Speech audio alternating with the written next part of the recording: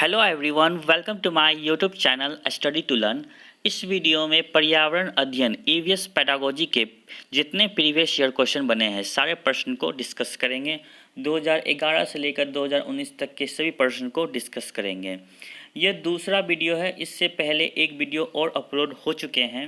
चलते हैं प्रश्न की ओर। आज का पहला प्रश्न है, ये प्रश्न सीटेट फरवरी 2014 के पूछे गए प्रश्न है। सामाजिक विज्ञान के संदर्भ में पर्यावरण अध्ययन पढ़ाने का निम्नलिखित में से कौन सा उद्देश्य नहीं है। ध्यान दें, ये निगेटिव प्रश्न है। जैसे ही नहीं मिले उसे इंडिकेट कर दे ताकि वो याद रहे। और नहीं वाले प्रश्न में 4 ऑप्शन दिए हुए हैं, तो चारों ऑप्शन में से जो ऑप्शन गलत होगा वो इस क्वेश्चन का राइट आंसर होगा। तो फर्स्ट ऑप्शन है, इसे बच्चों को मुख्य शब्दावली का सही परिभाषा याद करने योग्य बनाना चाहिए। जब आप एनसीईआरटी की बुक देखेंगे तो एनसीईआरटी की बुक कभी भी परिभाषा को पर याद करने पर बल नहीं देती है। तो इसके अनुसार हम कह सकते हैं जी ऑप्शन फर्स्ट जो है वो रॉन्ग है। वैसे भी जहाँ परिभाषा मिल जाए वो ऑप्शन हमेशा रॉन्ग ही होते हैं, इस बात को याद रखें। ऑप्शन 2 है, इसे विद्यार्थियों को विद्यमान विचारों और अभ्यासों पर प्रश्न करने की योग्य बनाना चाहिए। इससे बालकों में विकास हो रहा है, तो ये ऑप्शन सही है। ऑप्शन 3, इसे बच्चों को समाज के एक जिम्मेदार सदस्य के रूप में बढ़ने के योग्य बनाना चाहिए। ये ऑप्शन भी सही है। इसे बच्चे को सांस्कृतिक अभ्यासों में विविधता का सम्मान करने योग्य बनाना चाहिए। ये ऑप्शन भी सही है। तो इस प्रकार हम कह सकते हैं ऑप्शन फर्स्ट जो होंगे इस क्वेश्चन के राइट आंसर होंगे, क्योंकि ऑप्शन फर्स्ट जो है ये रॉन्ग स्टेटमेंट है। नहीं होने के कारण ऑप्शन फर्स्ट जो होंगे इसके राइट आंसर होंगे।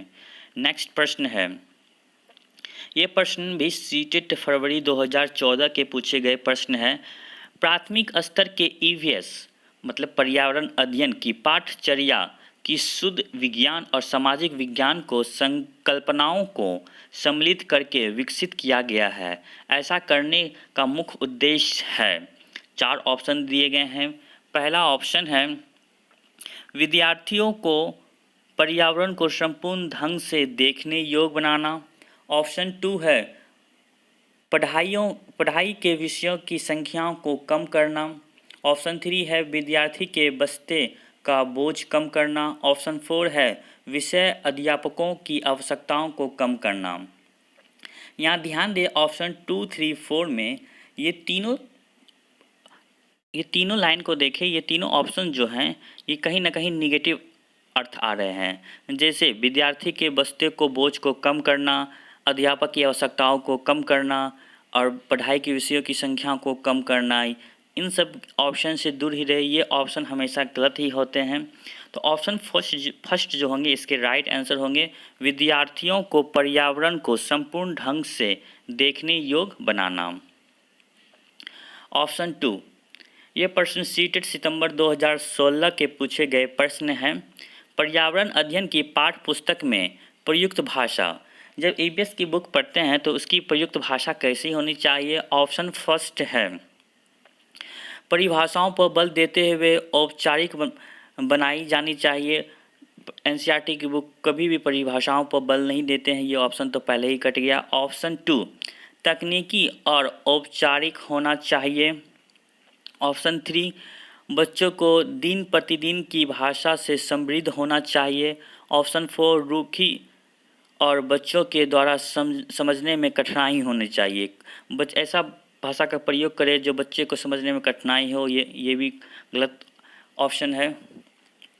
ऑप्शन 3 की देखें तो ऑप्शन 3 में बताया गया है बच्चों को दिन प्रतिदिन की भाषा, मतलब बच्चे जो दिन प्रतिदिन जो डेली यूज़ में भाषा प्रयोग करते हैं उसके उसी तरह के भाषा प्रयुक्त होना चाहिए पाठ्य पुस्तक में, जो कि इसके राइट आंसर ऑप्शन नंबर 3 हो जाएंगे। बच्चे को दिन प्रतिदिन की भाषा से समृद्ध होना चाहिए।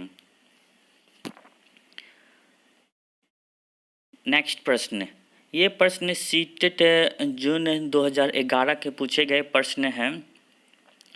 पर्यावरण अध्ययन की कक्षा में अवधारणाओं को स्पष्ट करने के लिए कविता और कहानी कथन का प्रयोग करना चाहिए।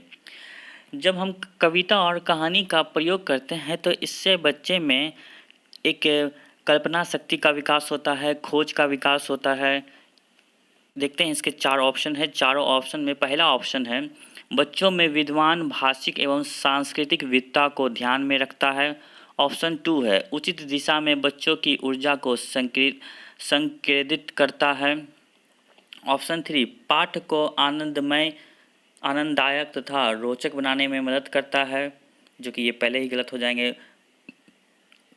ऑप्शन 4 है स्थानीय एवं विश्व स्तर पर संसार की प्रकृति को खोजने और कल्पना करने की योग्यता का विकास करने में मदद करता है। ऑप्शन 4 को देखें ध्यान से, ऑप्शन 4 राइट आंसर होंगे, क्योंकि इसमें खोजने की और कल्पना करने की योग्यता का विकास हो रहा है, जिससे कविता और कहानी के कथन के माध्यम से हम कर सकते हैं।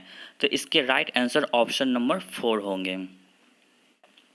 नेक्स्ट प्रश्न है डैश के अलावा निम्नलिखित पर्यावरण अध्ययन पढ़ाने की विधियां हैं। इसमें 4 विधि दिए गए हैं। चारों विधि में से एक जो है उस विधि से हम बच्चे को नहीं पढ़ा सकते हैं। ये सीटेट नवंबर 2012 के पूछे गए प्रश्न हैं। पहला है सहयोगात्मक अधिगम, दूसरा है निर्देशित खोज, तीसरा है व्याख्यानों द्वारा स्पष्ट करने, ऑप्शन चौथा है समस्या समाधान। तो ऑप्शन 3 को ध्यान से देखिए, व्याख्यानों द्वारा स्पष्ट करने। इस विधि का प्रयोग हम हायर एजुकेशन में करते हैं, कॉलेज में करते हैं व्याख्यान विधि का। ये विधि बच्चों पर नहीं लागू किया जाता है। बच्चों पर खोज विधि, समस्या समाधान विधि, इस विधि का प्रयोग करते हैं। इसलिए इसके राइट ऑप्शन हो जाएंगे ऑप्शन नंबर 3। इस क्वेश्चन में नेगेटिव प्रश्न ऑप्शन खोजने थे, जो कि ऑप्शन नंबर 3 है। नेक्स्ट प्रश्न सीटेट जुलाई 2013 के पूछे गए प्रश्न है पर्यावरण अध्ययन में एक अच्छे दस्तकार मतलब हो गए असाइनमेंट का मुख्य लक्ष्य होना चाहिए। ईवीएस की में एक अच्छे असाइनमेंट का क्या मुख्य लक्ष्य होना चाहिए? 4 ऑप्शन दिए गए हैं। पहला है अधिगम विस्तार के अवसर उपलब्ध कराना, मतलब कहीं ना कहीं ये अधिगम को, लर्निंग को, उसके एक्सप्लोर को बढ़ाना चाह रहा है, तो ये इसके क्या हो गए? सही बात है। ऑप्शन 2 है प्रभावी अधिगम के पाठ को दोहराना, ये ऑप्शन गलत है। ऑप्शन 3 समय को बेहतर उपयोग सुनिश्चित करना। ऑप्शन 4 है विद्यार्थियों को अनुशासन में बनाए रखना। विद्यार्थी को अनुशासन बनाए, ये करने से विद्यार्थी को अनुशासन हो जाएगा। इस टाइप के ऑप्शन जो होते हैं वो हमेशा रॉन्ग ही होते हैं।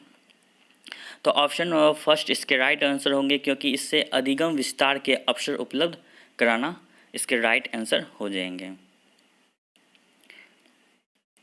नेक्स्ट प्रश्न है, ये प्रश्न सीटेट जुलाई 2013 के पूछे गए प्रश्न है प्रयोगशाला खोजना, जांच पड़ताल और प्रश्न पूछना पर्यावरण अध्ययन के सक्रिय अधिगम के अनिवार्य तत्वों का निर्माण करते हैं। एक शिक्षक खाना जो हमें खाना चाहिए की कल्पना के बारे में बताने के लिए निम्नलिखित गतिविधियों की व्यवस्था करता है।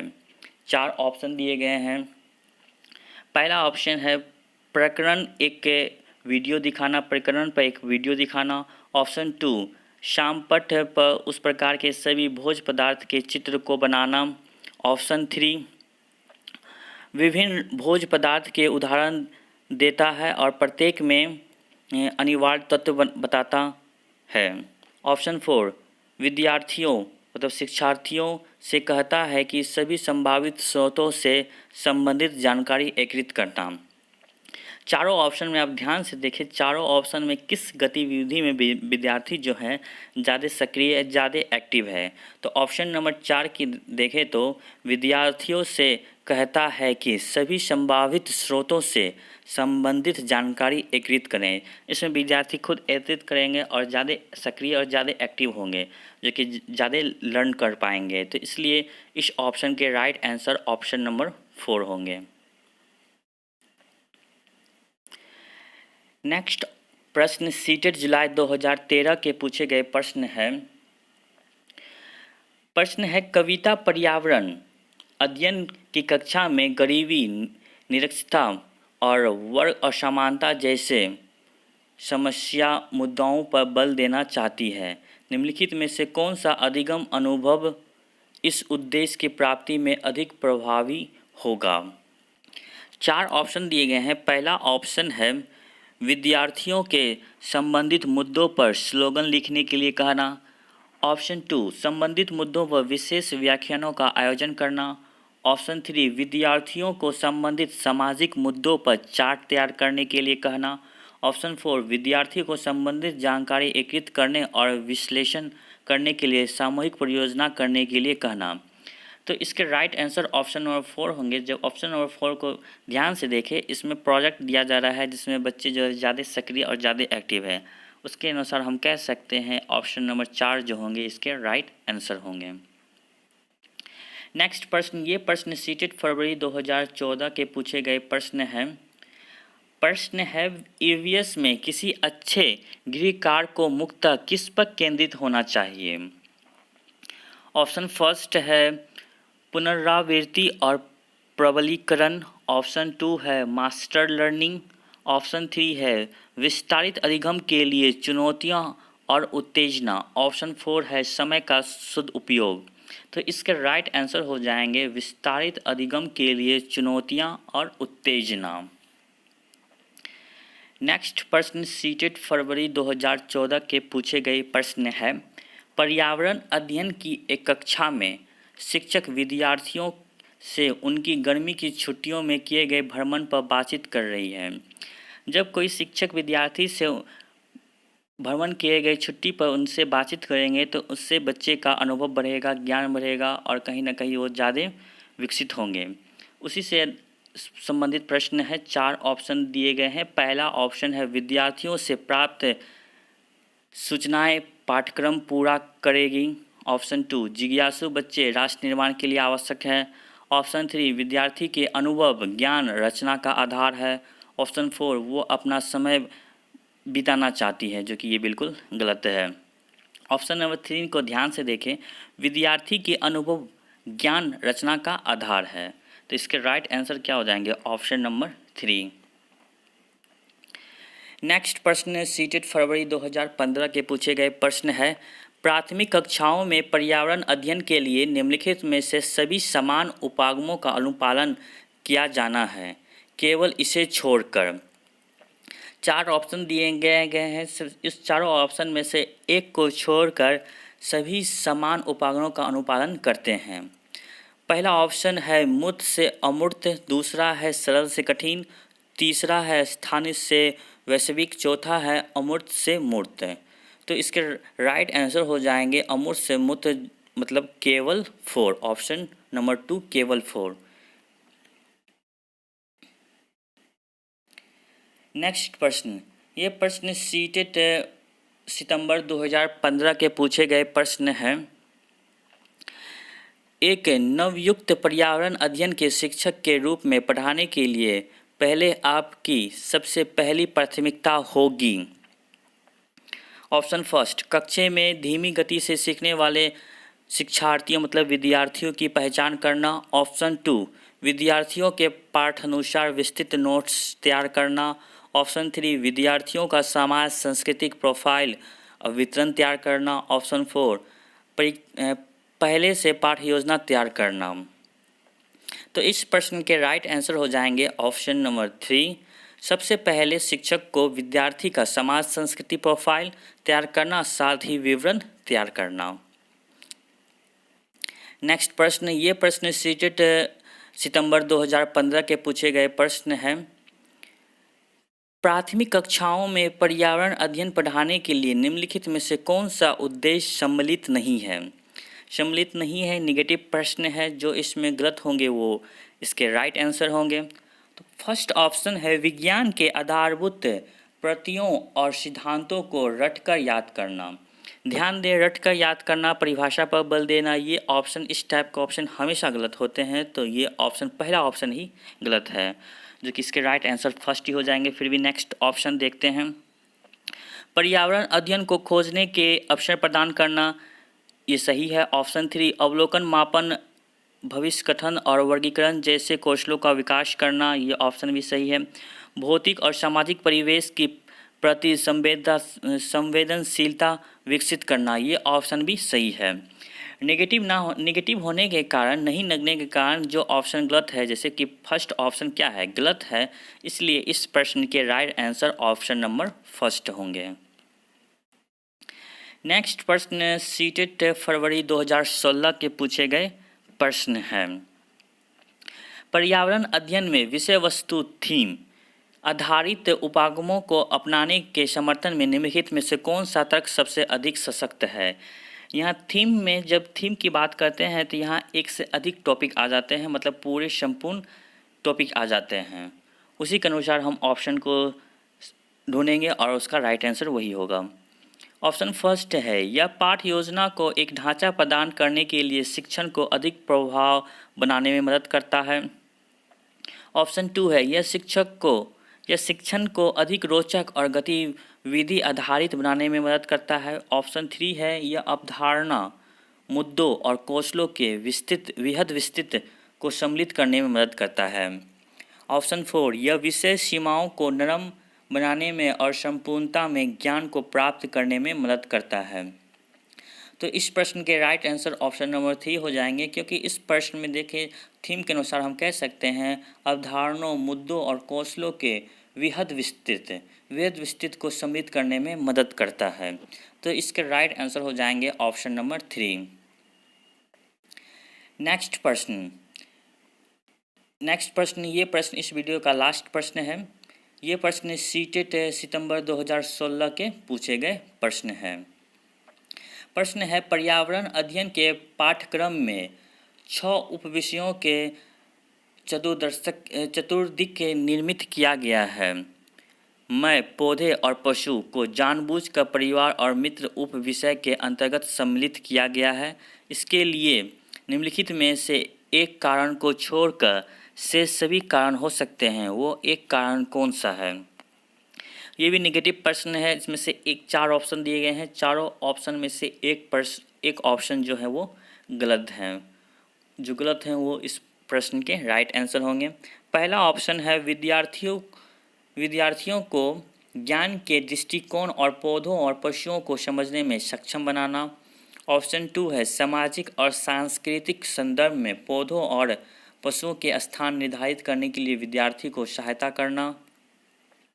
ऑप्शन 3, इस बात को उभारना कि किस प्रकार मनुष्य एक दूसरे से घनिष्ठ संबंध को साझा करता है। ऑप्शन 4, इस बात को उभारना कि किस प्रकार कुछ समुदाय के जीवन और आजीवन विशेष पशुओं और पौधों से घनिष्ठ रूप से जुड़ा है। इसमें नेगेटिव प्रश्न खोजना था। यह प्रश्न जो है पशु और पेड़ पर आधारित प्रश्न है। Option number 2, option number 2, option number 4 में पौधों और पशुओं की बात की गई है, लेकिन ऑप्शन नंबर 3 को ध्यान से देखें, इसमें मनुष्य की तुलना मनुष्य से की गई है, इसलिए इसके ऑप्शन जो होंगे ऑप्शन नंबर 3 राइट आंसर होंगे। यह वीडियो आपको कैसा लगा? अच्छा लगा है तो लाइक ज़रूर करें, और अभी तक आपने इस चैनल को सब्सक्राइब नहीं किया है तो सब्सक्राइब कर लें। और इस चैनल पर आपको इसके अलावा NCERT 3, NCERT 4 और NCERT 5 के जितने भी इम्पोर्टेंट क्वेश्चन और थ्योरी जो बताए गए हैं वो चैप्टर वाइज बताए गए हैं, जिससे आसानी से आप समझ सकते हैं।